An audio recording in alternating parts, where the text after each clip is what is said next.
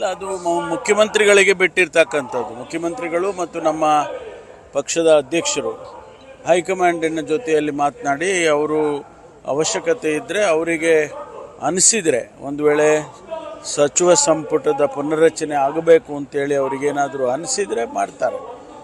ಅದನ್ನು ಮುಂದುವರಿಸಿದ್ದೇವೆ.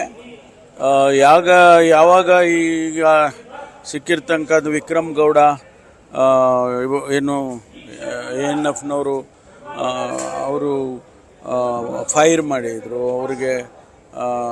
ಅವರು ಸತ್ರು. ಅದಾದ ನಂತರ ಈಗ ಇನ್ನೂ ಹೆಚ್ಚಿನ ರೀತಿಯಲ್ಲಿ ಕಾರ್ಯಾಚರಣೆಯನ್ನು ಮುಂದುವರಿಸಿದ್ದಾರೆ.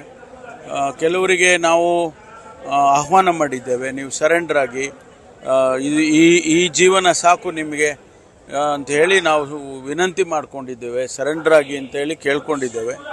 ಅವರು ಅದಕ್ಕೆ ಸ್ಪಂದಿಸಿ ಸರೆಂಡರ್ ಆದರೆ ಅದಕ್ಕೆ ಒಂದು ಸರ್ಕಾರದಲ್ಲಿ ಒಂದು ಪ್ಯಾಕೇಜ್ ಮಾಡಿದ್ದೇವೆ. ಅವರ ಮುಂದಿನ ಜೀವನ ಹೇಗಿರಬೇಕು, ಸಾಗಿಸಬೇಕು ಅನ್ನೋದ್ರ ಬಗ್ಗೆ ನಾವು ಒಂದು ಪ್ಯಾಕೇಜ್ ಮಾಡಿ ಹಿಂದೆ ಎಲ್ಲ ಮಾಡಿದ್ದೇವೆ. ಅದೇ ರೀತಿಯಲ್ಲಿ ಅವ್ರಿಗೆ ಸಹಾಯ ಮಾಡ್ತೀವಿ. ಎಲ್ಲ ರೀತಿಯಲ್ಲಿ ಅವರ ಸಾಮಾನ್ಯ ಜೀವನ ನಡೆಸ್ಕೊಳ್ಳೋದಕ್ಕೆ ನಾವು ಸಹಾಯ ಮಾಡ್ತೀವಿ. ಹೌದೌದು, ಯಾರೂ ವಿರೋಧ ಮಾಡಿಲ್ಲ. ಅದರ ಉದ್ದೇಶ ನಾವು ರಾಜಕೀಯವಾಗಿ ನಮ್ಮ ಮೇಲೆ, ನಮ್ಮ ಪಕ್ಷದ ಮೇಲೆ, ನಮ್ಮ ಮುಖಂಡರುಗಳ ಮೇಲೆ ಟೀಕೆ ಟಿಪ್ಪಣಿಗಳನ್ನು ಏನು ಭಾರತೀಯ ಜನತಾ ಪಾರ್ಟಿ, ಜನತಾದಳದವರು ಅನಾವಶ್ಯಕವಾಗಿ ಮಾಡ್ತಾ ಇದ್ದಾರೆ. ಸುಳ್ಳುಗಳನ್ನು ಹೇಳಿಕೊಂಡು ಜನಸಮುದಾಯದ ಮನಸ್ಸುಗಳನ್ನು ಕೆಡಿಸ್ತಿದ್ದಾರೆ. ಅದಕ್ಕೆ ನಾವು ಉತ್ತರವಾಗಿ ನಾವು ಈ ಸಮಾವೇಶವನ್ನು ಮಾಡೋದರ ಮೂಲಕ ಅವರಿಗೆ ಉತ್ತರ ಕೊಡ್ತೇವೆ. ಯಾರು ಗೊತ್ತಿಲ್ಲ, ಯಾರು ಮಾಡ್ತಾ ಇದ್ದಾರೆ ಯಾರು ಮಾಡ್ತಾ ಇದ್ದಾರೆ ಪ್ರತಿಭಟನೆ ಮಾಡಲಿಕ್ಕೆ ಅವಕಾಶ ಕೊಡ್ತಾ ಇಲ್ಲ ಅಂತೇಳಿ. ಇಲ್ಲ, ಪ್ರತಿಭಟನೆ ನಾವು ಶಾಂತಿಯುತವಾದ ಪ್ರತಿಭಟನೆ ಮಾಡೋದಕ್ಕೆ ಖಂಡಿತವಾಗಿ ಕೊಡ್ತೇವೆ. ಯಾಕಂದರೆ ಅದು ಅವರ ಹಕ್ಕು.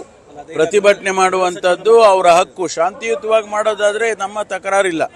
ಆದರೆ ಸಾರ್ವಜನಿಕ ಆಸ್ತಿಗಳನ್ನು ನಾಶ ಮಾಡೋದು, ಬೇರೆಯವರ ಮೇಲೆ ಅನವಶ್ಯಕವಾದಂಥ ರೀತಿಯಲ್ಲಿ ಗಲಾಟೆಗಳು ಮಾಡೋದು, ಇದೆಲ್ಲ ಮಾಡೋದಿದ್ರೆ ಅಲ್ಲಲ್ಲ, ಆ ರೀತಿ ಮಾಡ್ತಾರೆ ಅಂತ ಮಾಹಿತಿ ಇದ್ದರೆ ಕೊಡೋದಿಲ್ಲ. ನಿಗದಿತ ಸ್ಥಳದಲ್ಲಿ ಮಾಡಬೇಕಂತ ಹೇಳಿ.